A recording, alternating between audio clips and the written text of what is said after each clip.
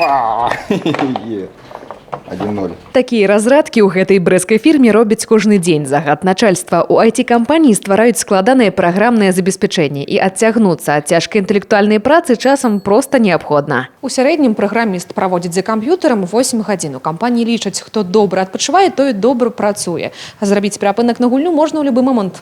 Усяго ў кампаніі працуе больш за 200 супрацоўнікаў. У будынку 5 паверхаў і на кожным ёсць свой пакой адпачынку, дзе можна пагуляць у настольныя гульні або заняться спортом. Самое главное, это, конечно, не время, проведенное на работе, а эффективность труда.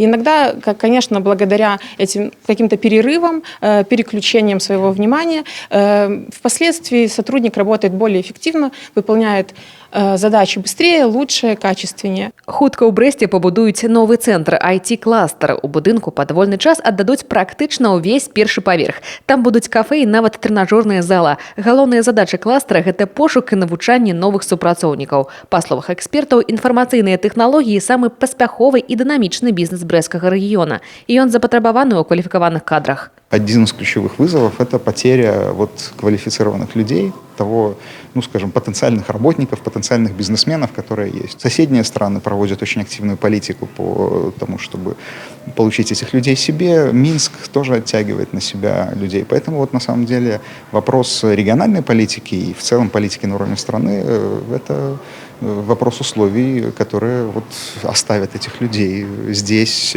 Сёння арганізацыя актыўна прыцягвае студэнтаў, адбіраюць лепшых, а затым навучаюць прама ў офісе.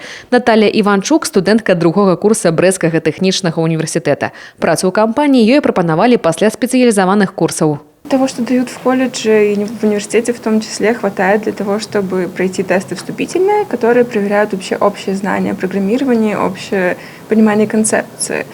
И вслед за этим компания дает курсы, которые уже дают узкую специализацию, которые позволяют поступить непосредственно к нам на работу.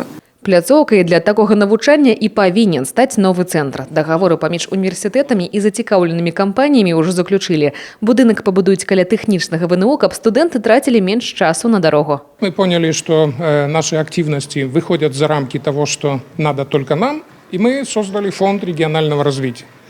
Фонд регионального развития вместе с нами, вместе с другими компаниями реализует определенные программы. Но для того, чтобы каким-то образом усилить все это, мы хотим, с одной стороны, переместиться как компания и фонд ближе к техническому университету раз, и эти программы реализовать вместе с другими компаниями в рамках IT-кластера. Праект будучага кластера ўжо практычна гатовы. Засталося ўладзіць некаторыя фармальнасці. Пачне працу новы цэнтр праз 2 гады.